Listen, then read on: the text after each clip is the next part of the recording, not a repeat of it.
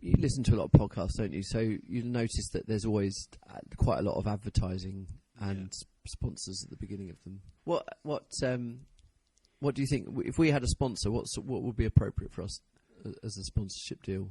Who would touch this podcast with their money? That's a difficult one. I'm trying to think. There's one company that sponsor every single podcast I listen to, and for some reason it's slipped my mind. What's a good Squarespace. Squarespace, yeah. Squarespace.com. Yeah. So I'd have Squarespace, but a sponsor for us. I don't know. It's quite an interesting one. Maybe some sort of headache tablet or something like that. Yeah. Or something gastronomical. But if you've got any suggestions, I mean, it'd be good to get a bit of funding for this. So, anyone out there, I suppose, could suggest, or if you run a multinational corporation, then get in touch. Yeah, Richard Branson. Yeah, exactly. No offers too small, I would say. Okay.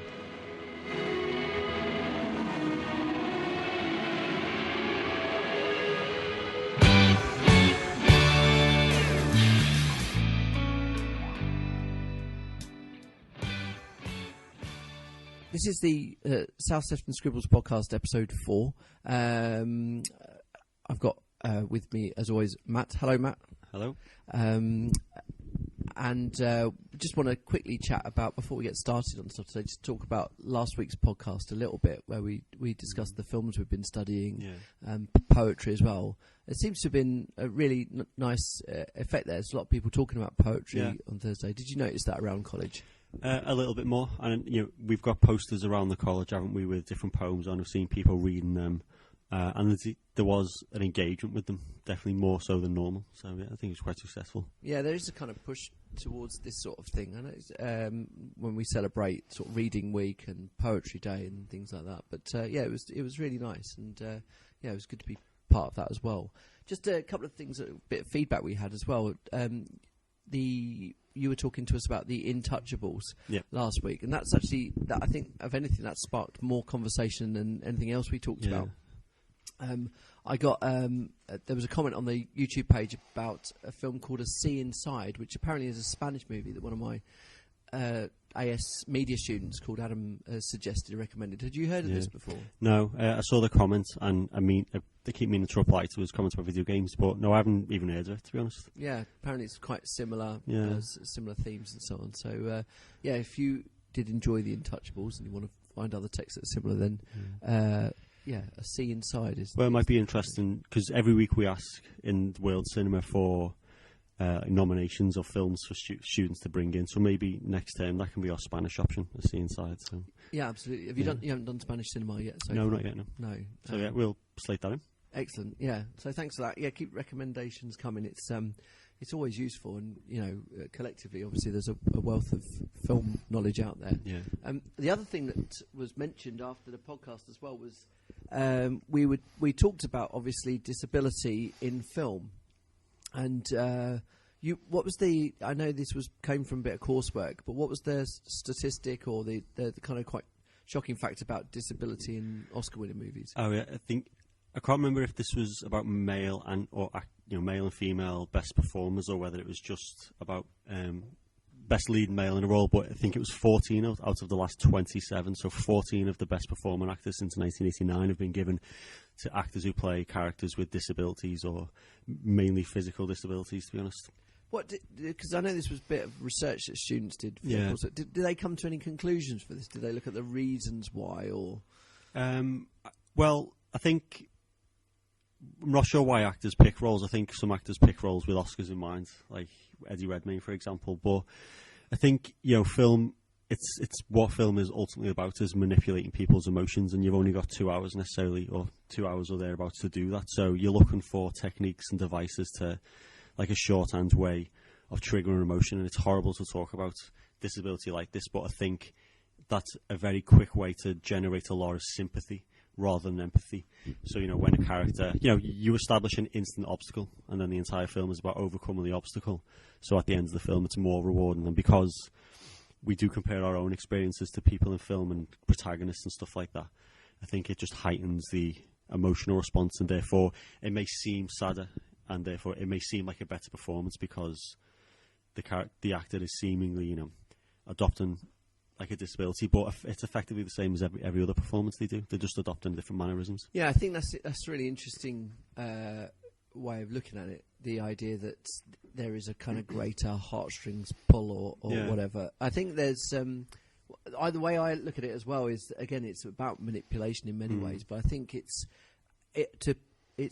about purposefully making sure the audience sees a separation in actor and character in a way, almost as if it would then seem more of an achievement if you are. And people maybe view it as more worthy. Maybe it's like it's more noble or something. More noble. I think my interpretation of it, it's the exact opposite. The same thing happens with this. Tends to happen with actresses, mainly actresses who put themselves through, and actors, a physical transformation are often rewarded for that. Like Charlize Theron. Yeah, that's a classic example. Charlize Theron won Best Actress for the Oscars. I mean, it was a great performance as the serial killer Eileen Wuornos. But the talking point was, oh wow, she's kind of taken her makeup off and she looks, sort of, she's made herself look ugly. Was the point that was being made. Yeah. Likewise, the more comments were made about Nicole Kidman having a prosthetic nose in the film The Hours about Virginia Woolf, where she won Best Actress. Then anything else. I've seen that, but I don't remember her nose. It's almost as if a beautiful actress or actor is willing to make themselves, less than ideal, stoop down to our level, basically. Exactly, normal, and that's worth giving an award for. That's interesting, actually. Do you think audiences maybe view, because there's Charlize Theron, all these performers, they're all models as well, very attractive people. Do you think it's more of a noticeable transformation? I think, and therefore it seems like more effort's gone into it. Yeah, I think so. Yeah, I think it's not as conscious as saying, "Oh, well done for pretending to be anything less than beautiful." I think it is that. Oh well, that's a transformation. There's we discussed how Leonardo DiCaprio finally won an Oscar for doing The Revenant, but people were talking about the difficult conditions of making the film. It's not as he didn't seem to win for winning for being a better actor. He seemed to win it for the endurance he. Oh yeah, I was talking to a student about this yesterday. It's like Becky Lees, who's replied to our comments, our blogs, and that before. I was saying it seems that it was more of a lifetime achievement award for DiCaprio, wasn't it? It was like, I don't think he won it necessarily just for The Revenant, but a collection of work, which was that was the pinnacle of his work, wasn't it? Yeah, I think so, and that's why.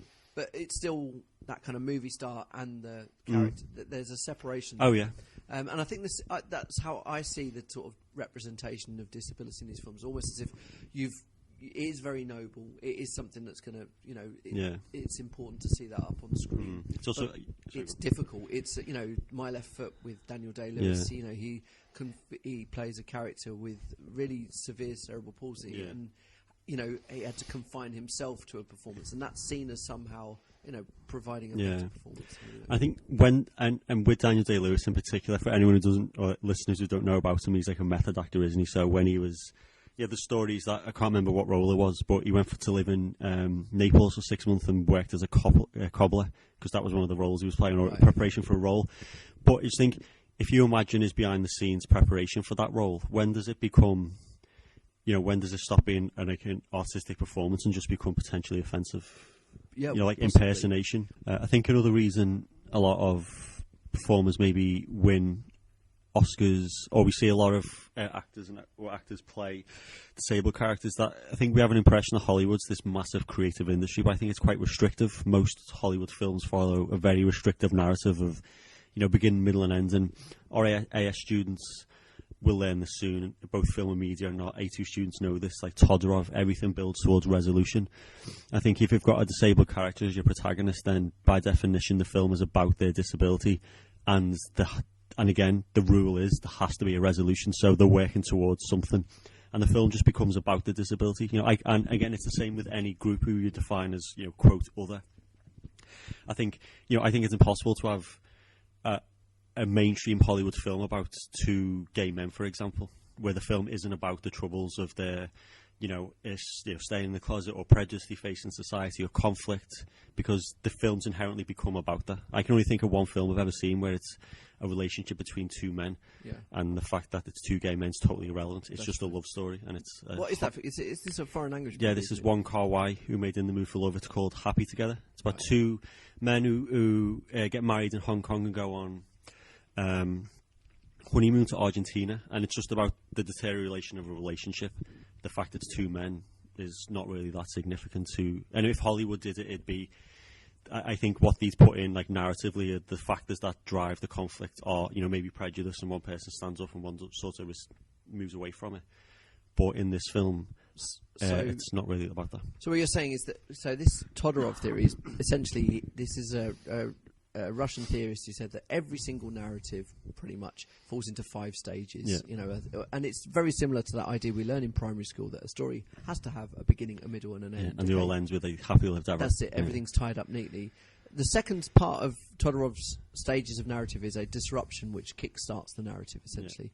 So what you're saying is that that films that tackle representation of the disruption groups is usually focused around the character's disability or sexuality or perceived otherness. So whilst it's it's great to have the fact that movies are tackling either social issues or individual issues, Hollywood reduces them to nothing more than a plot device. Yeah.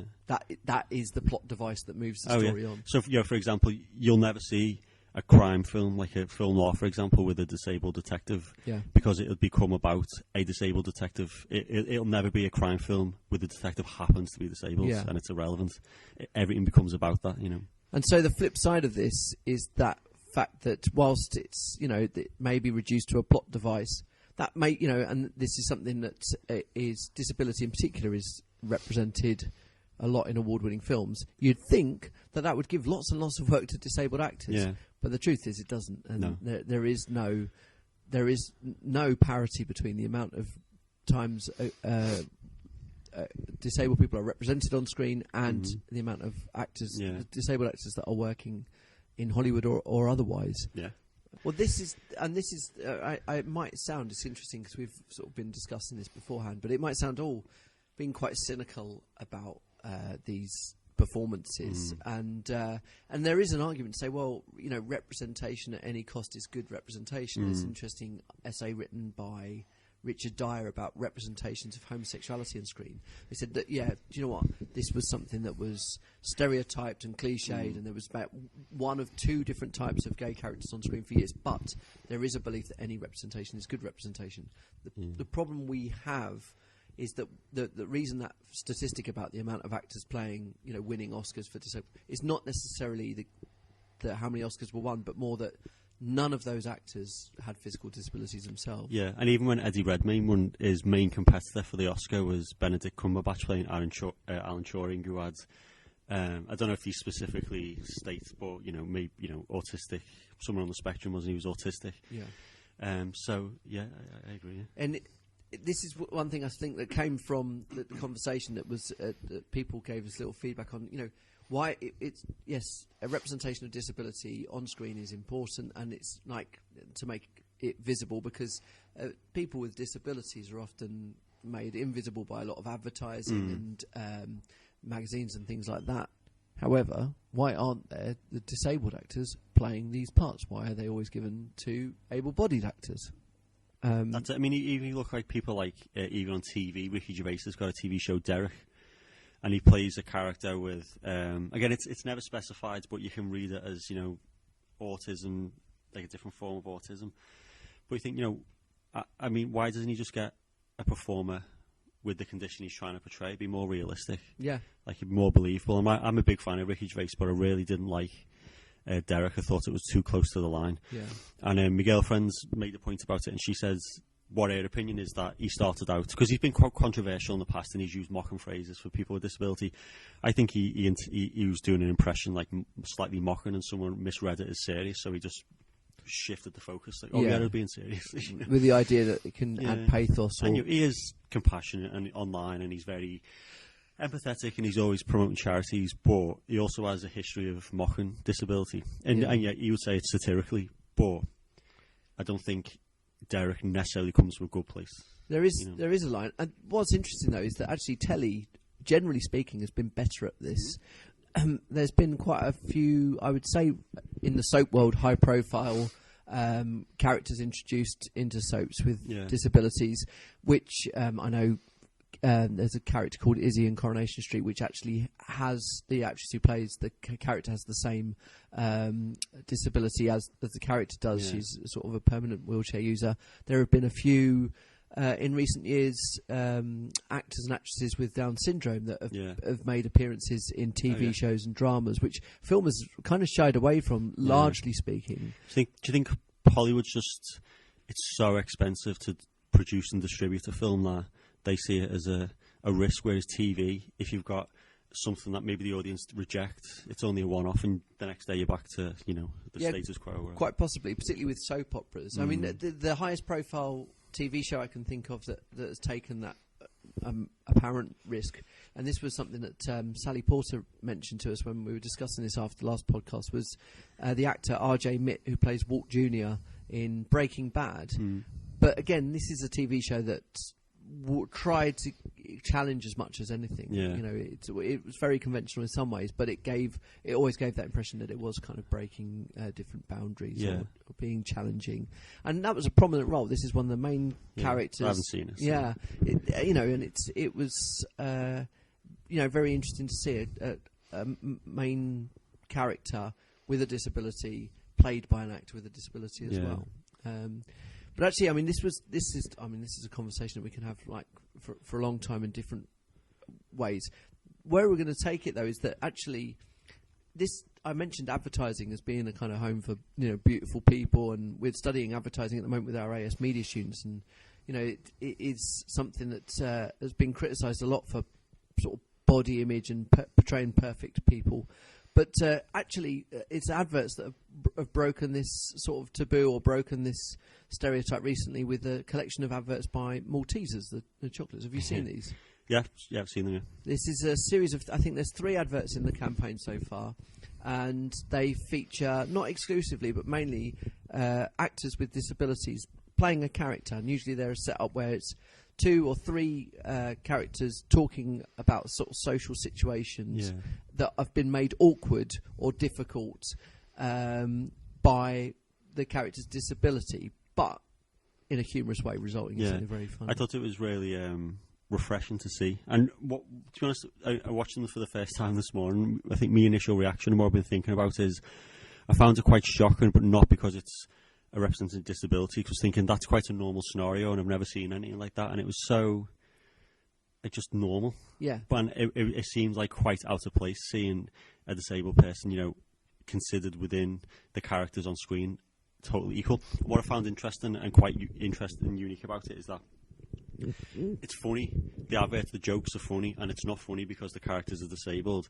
It just shows that this person with this specific issue in life, or their way they live their life, it's funny. Yeah. Like the joke was the idea of one of the characters talks about how they rolled over the foot of the bride at a wedding. That's funny. Regardless, they're standing on someone's foot, causing a problem. The joke is that you're causing a problem to the wife, or the bride, and the fact it's disabled. The disabled character was like irrelevant. So it was great. And the other one, there's another one which is basically someone's hearing aid. It transpires has kind of been swallowed by a dog, and then will be passed by the dog some days later. Yeah. I mean, this is kind of sort of scatological, very basic humour, but it's sort of. It's silliness. I think the adverts are really clever for the fact that they break several taboos in a way that makes it feel okay, as it were. Yeah. So the third advert has that's almost an explicit sexual reference, but I think this is again challenging many of the taboos of what disability is, because that's often one of the topics where if you have a disabled character, you stay away from the concept of sex and those ideas. And it was the one about like the one that's like full of innuendo. It was like seeing someone with a disability like owning it, if you like, and making fun of it. And it wasn't making fun of their disability. It was this is a scenario I've come into that's unique because of my disability. And coming back to the sign language advert, what I mean about the point I said earlier, that was just a funny gag. Yeah. The fact it was delivered in sign language, I didn't even really pay attention to. It was just a funny joke. That's it, absolutely. Yeah. And if you've seen the adverts, or even you haven't, you can find them on YouTube. And there is a short 2.5 minutes, like a sort of behind the scenes making of type thing, and they're so clear that the getting this idea of diversity on screen was very important. Yeah. Secondly, humour was the best way of broaching it, because humour is almost sort of an international language, and it kind of this is why sitcoms can take very difficult subject matter, things like divorce and death and really difficult subjects, and they can tackle that because they kind of keep you warm and say it's going to be okay, because there's jokes as well. And then thirdly, what was really nice is seeing some of the actors saying, yeah, well, if this does well, at least it means I'll be able to get some more work. Yeah, exactly. Yeah. It just draws a line under that idea that there's a whole section of society. I think something like 12% have some sort of kind of disability. Yeah. And yet we don't see them on the screen. Yeah, I think there's something else that makes it even more difficult, or even more of a barrier for people with disability. That usually it's a very, very small pool of roles that they have to choose from, but then there's always one standout prominent performer who takes all the roles. Like if you use Warwick Davis, for example, he's a good performer, and if you don't know who he is, he was in Return of the Jedi. He's an actor who's a small person, isn't he? So he gets a lot of those roles. Like he's in, again, a Ricky Gervais TV show. There's probably, a lot of people, men and women like him, are probably better performers, but they'll never get a look in because he's got like that, that label. Yeah. And that's an even bigger barrier for people with disability, isn't it? Because they aren't writing. Yeah, like stuff is written for Warwick Davis as opposed to the best performer. That's it. Yeah. It's bizarrely, and this happens with other groups that are underrepresented as well. Joking, we're studying Pride in A2 media at the moment, and Imelda Staunton's in that, and I always joke that she's one of 5 older British actresses that will get work. If it weren't for Maggie Smith, Judi Dench, Helen Mirren, maybe it's 4, but Brenda Blethyn, there wouldn't be. But yeah, the adverts are refreshing, and it's actually, I guess, relates to the main topic of conversation. I know we've been nattering for a while, but what we wanted to talk about today is advertising, because we're both studying it with our AS students at the moment. It is possibly the media type that more money is spent on than anything else, and it's constantly changing.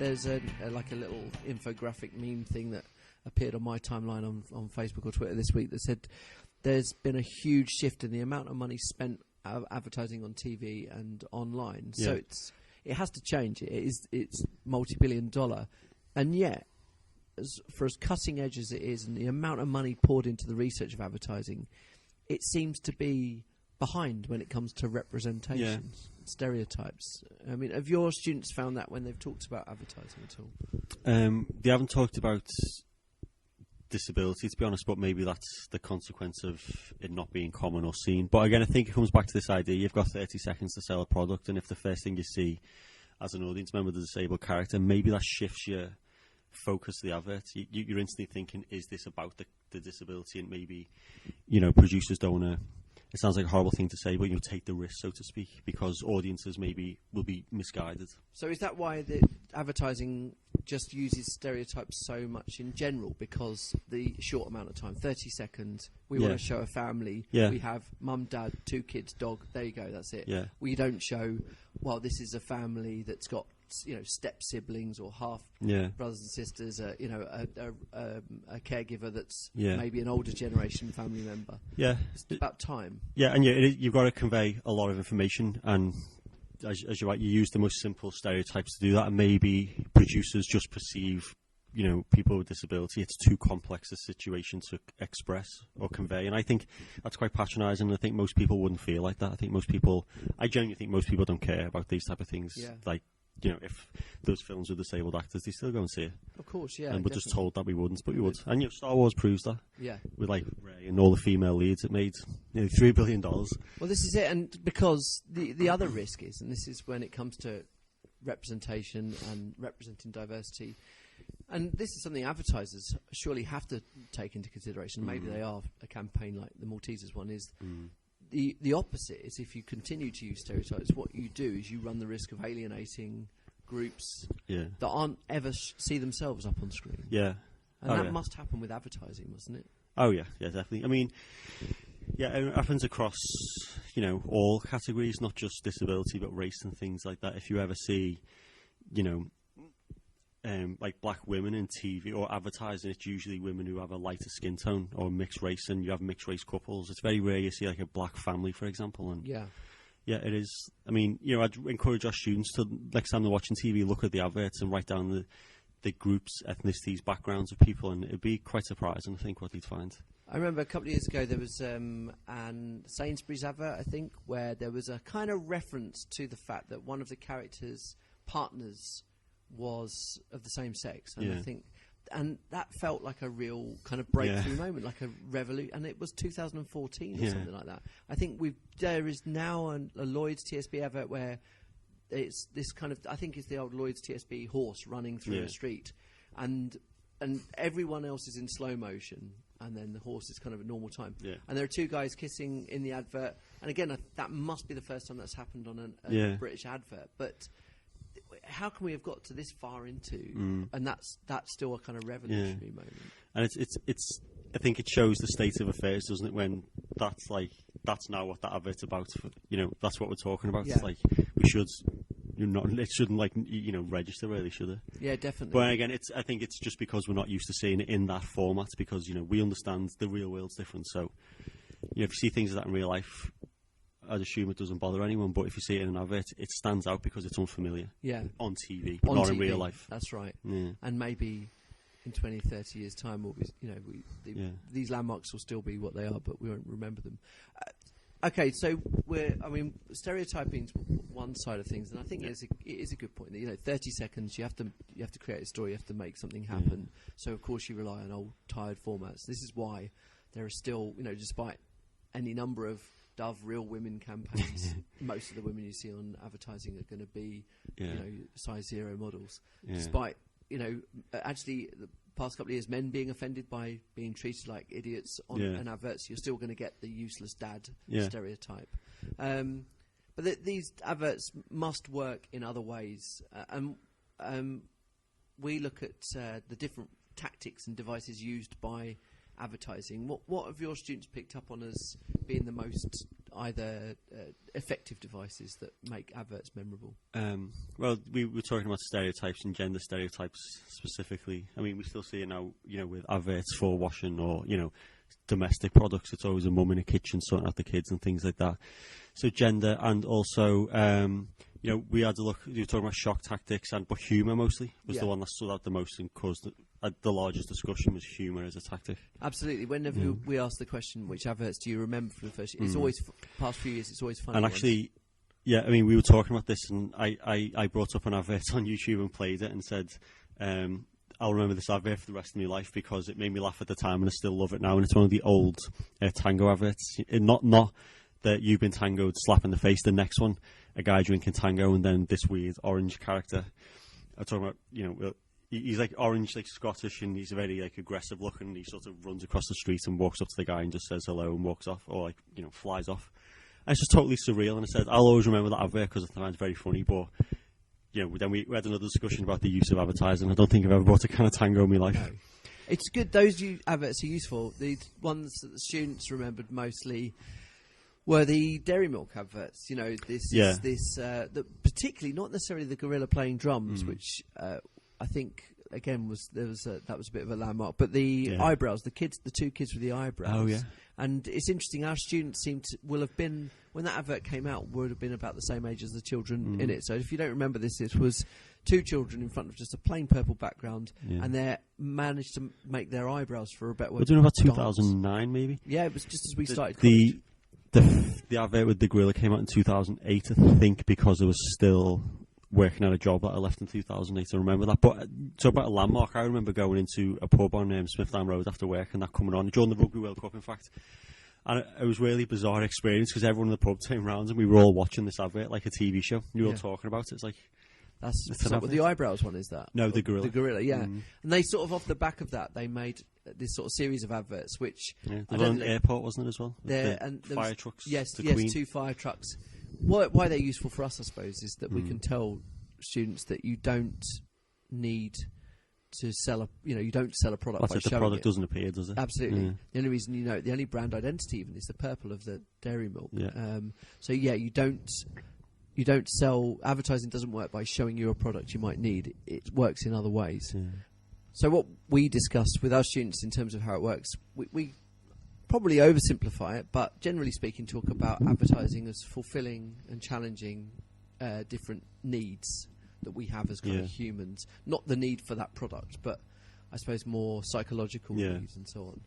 Have your guys managed to kind of tap into that? Do they see how that works? I think they're starting to get it. I mean, we've gone through our lines of appeal handout. We've read through a lot of it, and the students were identifying specific text or adverts that would, be a very basic example of how it fulfills a need. But I think there's still a bit of work to go. But they are coming around to that idea that you're right. It's about fulfilling like a psychological need rather than a very obvious one. Yeah, and so many of these adverts rely on things. Esteem is and social needs more than perhaps anything else. I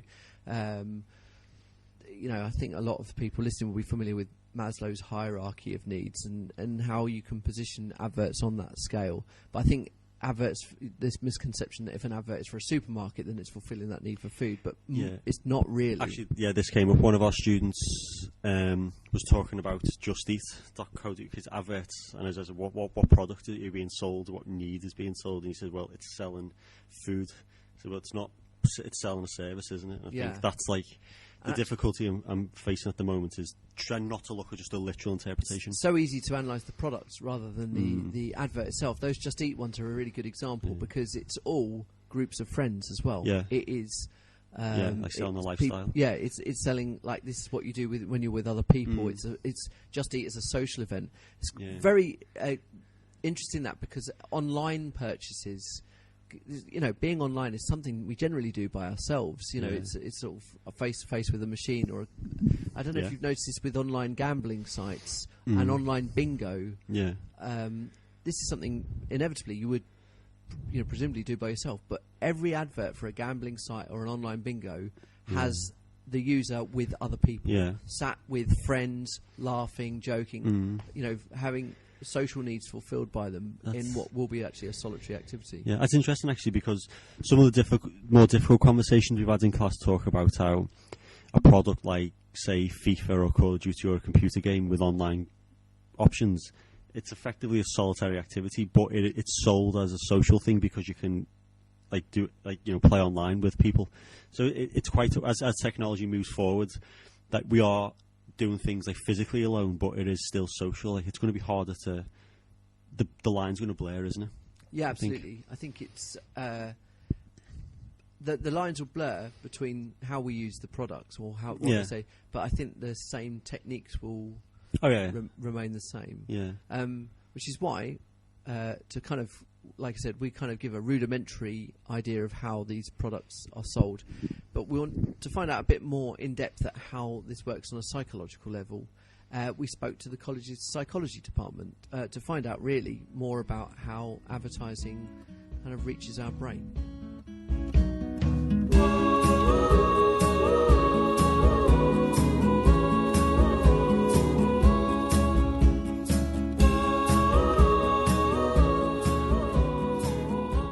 So we're joined by Lauren Parker, who's a member of the psychology department here at the college. Hello, Lauren. Hello. Thanks very much for joining us today.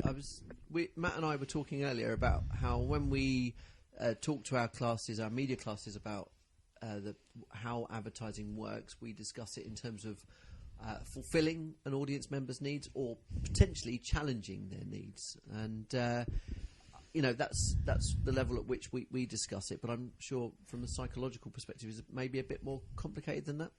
I think the easiest way to look at advertising from a psychological perspective would be to look at it from the behavioural approach, which fundamentally suggests that every behaviour and every action that sort of we make is because of a process of learning. So you either learn through association, reinforcement and punishment, or by observing somebody else and imitating their behaviour. So in terms of advertising, you'd be looking at the social learning theory, which is the idea of vicarious learning. So the advertisers will present an ideal image, okay, something that the viewer wants to achieve. And so as a result, the people in the adverts become role models. So in a way we relate to them. Yes, exactly. Okay. So it's kind of like you're forced to identify with the models based on the fact that you've learned that that's something you want to aspire to. Yeah, absolutely, because they present sort of what is aspirational to you. So there are a couple of things that make role models, and one of them is that you often identify with the same sex. They're often very attractive. That can be physical attractiveness, or it can just be sort of the way that they present themselves is fairly attractive as well. One thing that makes advertising incredibly successful would be the use of celebrity endorsement. Because they're already inbuilt role models. You don't have to form a relationship with them. You don't have to identify with them. They are already inbuilt in you, that they're sort of an aspirational figure and they're someone that you want to be like. We're always careful when we talk about celebrity used in advertising, not so that students don't simply say, oh, we look up to them. But can they be a role model from an ideological perspective? Can we... Yes, they're famous and we aspire to be them, but does this behavioural technique work so that we look up to the things that they stand for or that they represent? Yeah, absolutely. If you look at charity advertising, if you look at the Make Poverty History advertising campaign, that included a vast number of celebrities from lots and lots of different areas, music, film, television, and that was an incredibly successful charity advertising campaign. Because it was somebody that they could identify with, that the audience could identify with very quickly, but also it was, like you said, like from an ideological perspective, it was seeing them stand for something, and that became very attractive. I just want to, you mentioned, stick with charity advertising actually, because it's interesting you mentioned that. When we talk about how all advertising either fulfills needs or challenges needs, we kind of ask the question, which is more powerful? Is it fulfilling a need or is it challenging? And you mentioned earlier about punishment. Reward and punishment ideologies are used a lot in all advertising, but particularly charity advertising. Is there any sort of suggestion that the threat of punishment to an audience is more persuasive or more engaging, or is rewarding them better? We learn quicker via punishment, sadly. Oh, wow. Rather than reward. Okay. So an advert that tells us if you don't do this thing, you will be... Usually it's ostracised from a group, loved less by a family. Yeah. When Matt and I teach this, we show a rather nasty Weight Watchers advert from some years ago that's kind of fairly notorious, where the suggestion is that the unseen female audience member, if she doesn't use the Weight Watchers service, will be unloved by her husband, disappointing her children, and ostracised by a beautician and her sleazy neighbours as well. Yeah, that's right. So, but punishment is a more powerful tool. It is. We learn quicker. It does not to say that we won't learn through reward eventually, but learning through punishment is certainly a quicker process. What about the long-term effects? I mean, can you learn something quick through punishment, but are you more likely to maintain an idea behaviour if it's rewards, like in the long term now? The thing about the learning process, if you're looking at operant conditioning, which is sort of reinforcement and punishment, the idea is that there doesn't have to be a positive reward at the end of, sort of every time you show the behaviour. Once the behaviour is learned, it's ingrained, you don't look for that reward. Similarly, if you're learning through punishment, you learn the behaviour, and then eventually, after a number of times, after repetition, you don't anticipate the punishment because it's become part of your behaviour, part of your sort of personality. That's really interesting. So in that way, would the sort of perfect advert be a very famous person telling you off and threatening you if you didn't buy that product? Sort of, yeah, I suppose. Okay. Do advertisers engage with this though? And is it something that they'll look at from a psychological perspective? Is that... Yeah, absolutely. Even, sort of, obviously television advertising, paper-based advertising, things like that, absolutely use a psychological perspective. They've got to sort of make the action, be it, sort of the purchase, they've got to make that part of your everyday life. And so to do that, they have to make it part of they have to ensure that you learn it, and you learn it quickly, and it becomes part of the everyday. So it's not an abnormal sort of behaviour. It's not an unusual. It's not a one-off. It becomes sort of much more frequent and much more regular. And just finally, we've been talking to Martin from the history department about propaganda and how that works. And specifically on a more modern campaign, we've been talking about both the Remain and Leave campaigns advertising during the EU referendum. Was there any did you notice any sort of uses or psychological tricks that were used in the advertising for that at all, or did it reach people on a psychological level at all? Oh gosh, that's quite a scary question, isn't it, really? I think in terms of, if you think about the Remain campaign, it was very much targeted as, well, this is the norm and this is what we already have and this is why we should stay, and there was something very safe about that. With regards the Leave campaign, they made leaving very attractive, whatever it was based on, whether it was sort of actual research fact or actual decisions of allocation of funds and things like that. They made leaving seem very, very attractive. And so I would suggest it's probably in that way. They were offering they were offering sort of an alternative life, they were telling us about how much money would be available, and money is a massive, massive player for people in terms of learning. We want money, so, we learn how to get it, that kind of stuff. And so in terms of the Leave campaign, very, very cleverly using that as the sort of the hook. And by using something like the NHS, they were able to use reward, more money for a service you love, and punishment. If you don't fund this, then loved ones may be at risk at the same time. Yeah, absolutely. It was all, fairly threatening. Yeah, brilliant. Okay, well, thank you so much for helping us out with that. Okay. Yeah, really interesting. Thank you very much.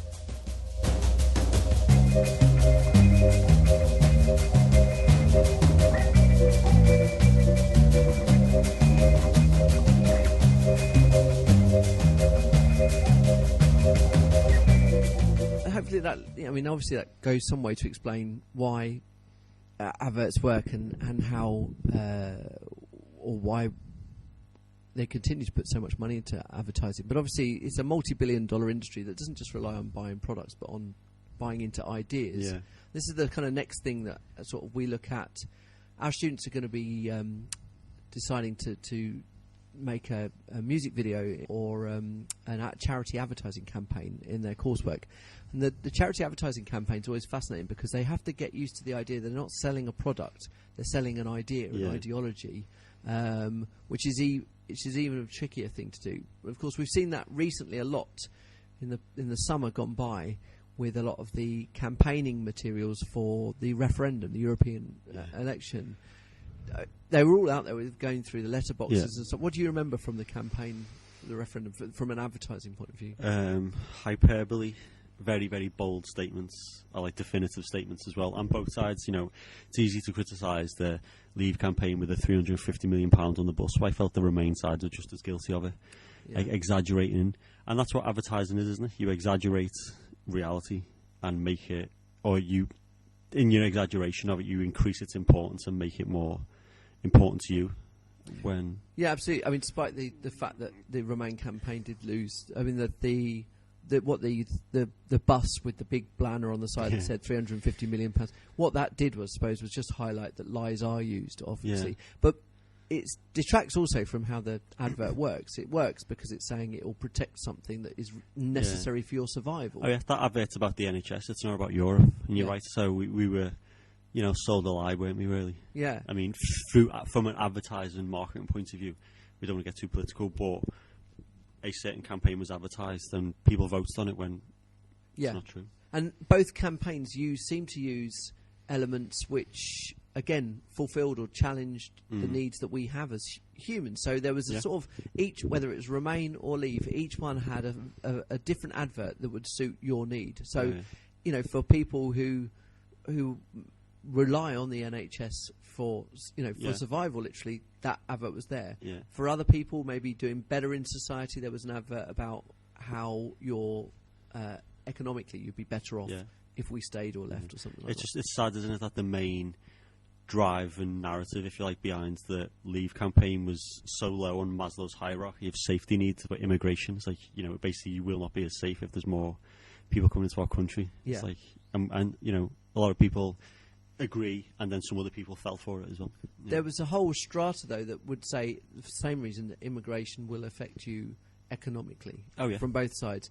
And even at the very top of, say, this kind of needs which are more sort of philosophical or more society-based, of course you had the Remain campaign that said, look, we're better off being in a diverse society which is, and also we have a responsibility from a social perspective to look after others, which appealed to that.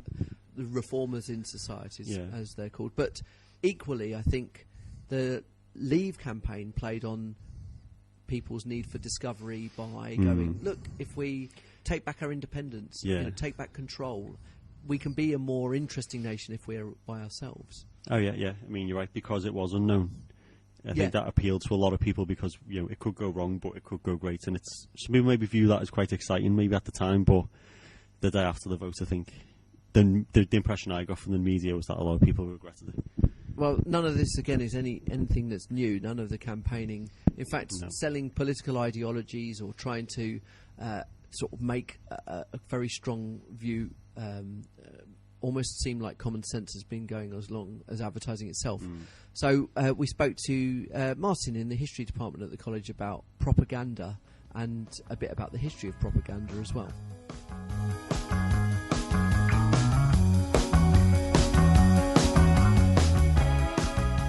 We're both joined by Martin from the history department here at the college. Well, you are the history department, and we've been talking about advertising and how advertising works.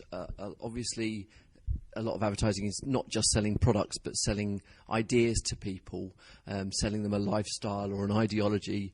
I always reinforce my students, even a shampoo advert is based in ideology, even if that is looking good is important. But of course, the ideologies are sold not just in advertising, but in political propaganda, and that's what you're going to talk to us about now. So give us a bit of a definition of propaganda, or what is it? Well, in some ways, there's a lot of similarities between it. If you have like a dictionary definition, it really is the information used to promote or publicise a particular cause or view, which for propaganda is probably going to be biased and sometimes quite easy to kind of spot. I know obviously for advertising there is whatever the Advertising Standards Authority that means that there's certain lies that you can't say, isn't there? That's right. Yeah, it is an industry which is regulated. Although I think that's become tougher now because of online advertising. But yeah, you're not allowed to make outright lies or make claims about other people. Obviously, you're getting into sort of defamation law and things like that. That's it. So it's propaganda in that sense is to get off a particular idea, and when you kind of think about propaganda, it often usually comes out of from wartime or maybe totalitarian kind of regimes, because it's often seen as kind of a dirty word. Really, is that it's something that we want to be kind of suspicious of. And I mean, Joseph Goebbels, as Minister of Propaganda in Nazi Germany, he kind of summed it up quite well. And his view on it was, he goes, make the lie big, make it simple, keep saying it, and eventually they will believe it. And in many ways, you might say that's the benchmark for everything ever since, of every kind of political campaign has an element of that, and I think obviously particularly what's going on in America at the moment, and what we had in this country with Brexit, is that we got a real sense of that. There was images and things that have been said that are outright lies, but kind of just sticking to the kind of the consciousness of that. And my view was that you can seemingly get away with a little bit more of that in kind of political campaigns than you can in advertising. Yeah, I guess it's interesting because people maybe are naturally suspicious of advertising in a way, because they know that someone has something to benefit from it. When a government or a state is meant to have your best interests at heart, and I suppose maybe the lie is a bit more convincing, or the embellishment of the truth.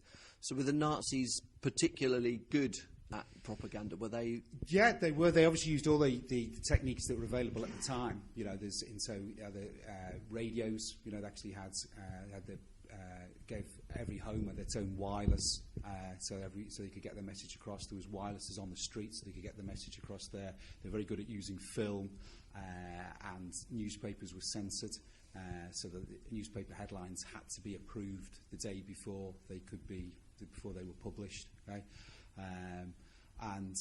but what's quite interesting about that is when you actually read anything about it, and I think it applies to today as well, is that actually how much impact it had is actually quite limited. Although it's very difficult to kind of isolate that as a factor, is that often historians will actually say that all it does is reinforce that particular view. Yeah. I mean, obviously in totalitarian regimes, it's supported by censorship, so there's no alternative view, and you're thinking, well, if I disagree with it, I'll get arrested. Okay, obviously that's not going to be happening in our country now, but it just reinforces that. So if you're in Germany before the Nazis took over, you think, well, I know that's not true. You probably just wouldn't say anything about it, just for the safety of your own life, really. That's really interesting, is it? So it's not likely to change someone's mind, but reinforce their opinions. That's it. Yeah. And I would say that I'm very much of that today. Yeah. Of that, in fact, whatever social media outlet you use, is that you will often delete posts and things that you just don't agree with, do you? You know, you just think, I don't want to read that. I read, certain types of newspapers and ignore others. I'm not going to watch certain news channels because I just don't want to hear that view, and I'm. In media, there's a series of thoughts or theories that used to be taught back in sort of 60s and 70s that suggest the media has this sort of great, profound, and sometimes immediate effect on audiences. That those theories are kind of utterly rejected now. The idea of this hypodermic syringe that is used by the newspapers to suggest that violent movies make you violent, violent video games will make you violent. But the one model of effects that does still stand up is this cultivation model, which is exactly as you're describing, that we use the media to reinforce our existing views rather than it sort of changing them. It doesn't tell us what to think, but it can tell us what to think about and how to think about it. What's interesting is that we look to have those views reinforced. We put it upon ourselves. So were those who are kind of subject to propaganda, would that make them feel at ease or at comfort? Did people embrace the propaganda then? I think so, and I mean, I guess there's almost a human psychology element to it as well, of that side of kind of conformity, and if 20 or 30,000 people are thinking the same thing, we all can't be wrong, can we? So there's that safety in numbers, and I mean, there's all those studies by Milgram and Ash talk about authority and conformity and obedience, don't they? I think there's elements of that within it as well. It's. Can I just ask a question? This idea, if advertising propaganda only works if the idea is the seed's already there, isn't it? Yeah. So with the Nazi stuff, did it start off quite mellow, or not mellow? Sorry, did it start off quite quite basic, and then they slowly ramp up to the more xenophobic stuff? That's it. Yeah. So when you think about it, is that when we say about the Nazis, you think, okay, well, we think about the Holocaust and the extermination of the Jews. Is that didn't happen straight away? There was an element of existing anti-Semitism, not just within Germany, but within Europe at the time. Okay? And then building on from the Great Depression and the Nazis coming into power, they could scapegoat. And then from the early 1930s, when they're in power, they slowly do things that actually make it, and release propaganda, pass legislation, and make it very difficult to oppose things. So that by the time you actually get to the outbreak of the Second World War and like 1941, when the Holocaust really starts happening, is that you've had 8 years of something. Yeah. So it's a very, you don't want to offer any admiration for any Nazis, but Joseph Goebbels was very good at his job. Yeah. But we talk about like the theories and the way we approach media, but it sounds like it is cultivated, isn't it? Yeah. Like an opinion is cultivated, but I think there's got to be a seed there initially, hasn't it? To cultivate. That's it. Yes, that's it. Because otherwise, the German people, would be educated, and they could offer that view of it. But then it's that sense of, even like maybe in it would be a perfect storm of economic depression, defeat in the First World War, someone who's presents answers in a very, very simple way. You can pick your politician of the recent years who offers that kind of thing, and you can say, well, it makes sense after the event that it would actually happen. Yeah. Does the existence of propaganda, though, because it's a sort of, because it's kind of advertising, it's using the media, it's using the spread of ideas rather than the spread of force, because hundreds of years ago, if you disagreed with those in power, you're in prison, you chop your head off, this kind of thing. But trying to control through ideas, does that imply a sort of seed of doubt that might be there in the people, or is it more that you're trying to normalise the kind of the extreme views? Is it create like, if the media, if it's on our radios, then we live in a civilized country, even if the things being broadcast are barbaric? Yes, I guess so. I mean, it's tricky, I think, because obviously, I guess it depends on what view you're actually trying to get across. Because obviously, it can be governments trying to do something, but obviously, it can be other groups trying to bring about, some form of social change, isn't it? They're trying to influence it that way. So I guess it really would kind of possibly depend on actually really kind of the issue of that. But obviously there is that idea that if it's with the government, then it's automatically for our good. I mean, our students will probably be aware of. I'm sure at high school they studied wartime propaganda posters, and in many ways they look quite quaint now. The Kitchener, your country needs you, or dig for victory, or make do and mend. In many ways, those are ideas you're thinking, well, you're not going to kind of disagree with that, is it? It's not asking you to kind of demonise a whole race or a culture or something like that, isn't it? Yeah, it's interesting. It's based in all your own sort of survival. Patriotism, yes, but also dig for victory. It's something you can do. It's very simple. That's it, yeah. And I guess, I think that kind of Kitchener poster is often the kind of the archetypal one, and it is, I guess it's the classic, you say for advertising as well, isn't it? Is that you've got an image, you've got a tagline, the font, all that kind of stuff are things that hit home at something, isn't it? To do it, and whether you just go from there and all the way up to, I say, even like Obama's 2008 campaign, it was just his face and hope, wasn't it? Yeah, that's right. Yeah, and you're thinking, well, that's, Well, because I know you've talked politics as well. Yeah. Would you say that you've seen? I mean, obviously this year we've had one of the biggest political events of Britain's history. Did you see any similarities between propaganda and the promotion of both the Leave and the Remain campaign? Their materials that they put out. Was there anything propaganda-esque about those ideas? It's tricky because I think obviously it can be. I think propaganda can be like a loaded phrase. It's as automatically seen as a bad thing, and we would associate it often. Think, well, that's something that the Nazis or the Stalin's Russia actually did to try to convince that. But it is still trying to get an idea across that's, and that there may not be truth in that. And obviously some of the the stories that the Leave campaign did, for example, the famous bus with. 300 million pounds will be spent on the NHS. That the day after that campaign, they actually said, well, that wasn't. Yeah. There's no truth in that. Whereas, but people might believe that and think, well, okay, if I vote for that, that's what's going to actually to happen. And I think that was the real sense of the debate, was that it got quite ugly. Maybe not as ugly as American politics at the moment. And obviously, I think that's quite dangerous because if you go back to that view, it reinforces views. So if you were going to leave or remain, whichever way you were going to vote, that would probably stay the same. Okay, but what it does do is those undecided voters just don't engage at all, and the danger is that group actually becomes bigger and bigger, and so you have a very small group that are polarised on either side. And I think it kind of, when you get it down to a slogan or a phrase or a word, then it just kind of limits that kind of debate. Which is the opposite of what we really want to do, isn't it?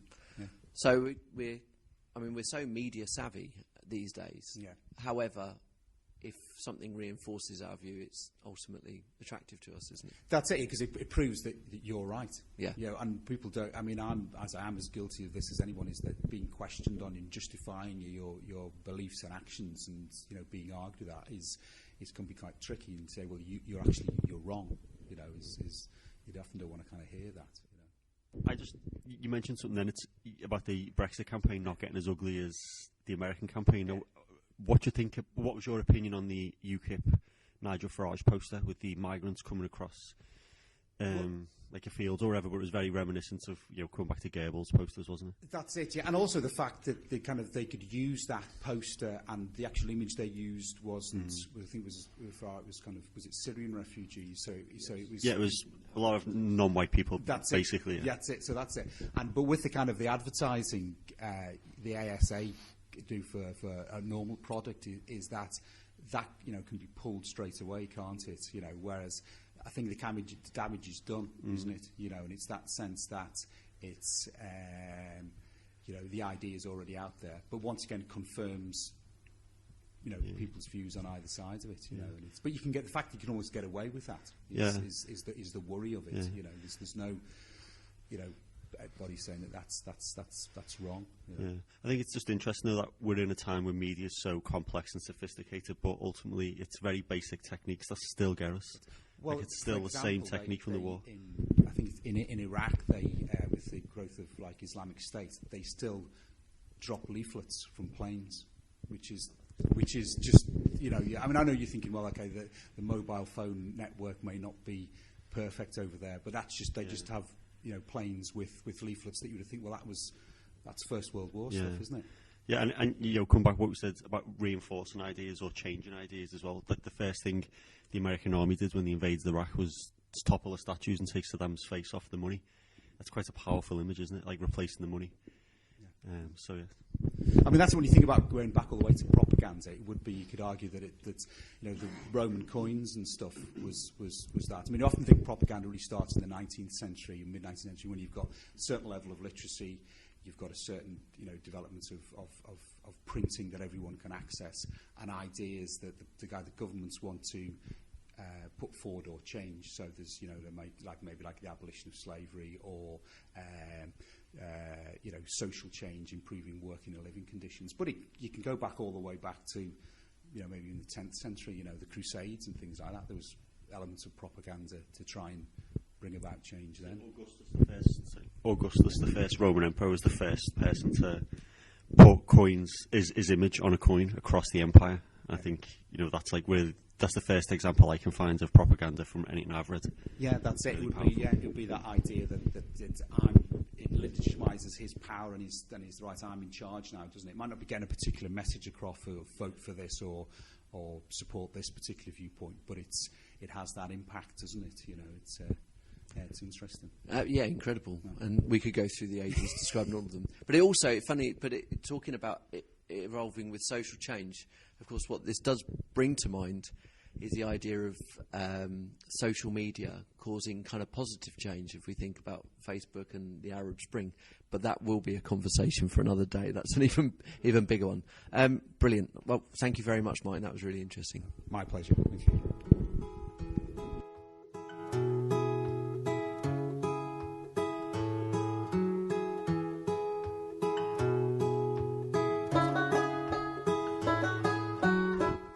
Right, well, I guess after all that, I suppose we ought to wrap things up a bit. It's been quite a long podcast today, but it's been very interesting. Yeah, it's been great. Really good getting input from other staff members. Yeah. Really insightful. And it's interesting because we teach this stuff a lot, but seeing how it would be viewed, the same subject. And actually what's nice is a lot of it's along the same lines as what we talk about. Yeah. And then other bits is a lot more detail as well. Yeah. I think for any students listening, this will definitely inform our teaching, and it should inform their approach to the subject, shouldn't it, really? Yeah, definitely. And we'll also have lots of students out there that are doing at least one, maybe two, maybe all three of those subjects as well. So it's always kind of recognised if you kind of go what they call cross-curricular, but basically talk about other subjects within it. So that's been brilliant. Just quickly, what are you screening at Film Life Club? is Beautiful. Life is Beautiful. Yeah, Roberto Benigni. Halfway through that, the second half next week. Yeah, second half next week. We'll review that. I've been screening Dr. Strangelove. We have found a kind of, not too tenuous actually, but we have found a link between the two that we're going to explore a bit more next week.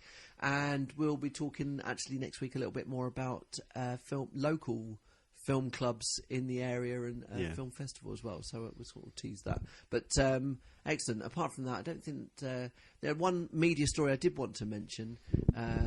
this week was the clowns. Have you been aware of this? Yeah, sort of like second hand. I haven't read anything about it, but I've just seen stuff on Facebook, and I know there's been a murder, hasn't there? Is there really? Yeah, right. yeah. Okay. So this is kind of people. I can only think of it in terms of it being a sort of social media phenomenon, not something that would have appeared in an era before social media, other than in a kind of bad detective or bad crime series. Yeah, it seems like, I mean, as I said, I don't know, so I'm probably talking rubbish, but it seems like it starts with one and then it's a series of copycats. But we mentioned this, I think we talked about this briefly last week, and we did bring up the idea that sooner or later they're going to attract someone with darker intentions, and it's only took a week. Yeah. The only other adjunct to the story was that someone, to combat the clowns, has started dressing up as Batman as a sort of vigilante. So it's kind of weird sort of life imitating comic books now, but quite a surreal story.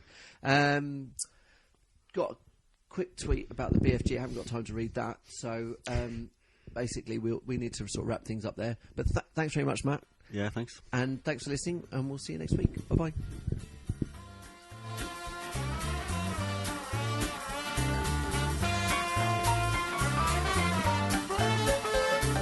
Trapped in a box, there's no way out, there's no hole in her, and nobody's about, and I can't get myself out of this mess, no, I can't get myself out of this mess, no can do.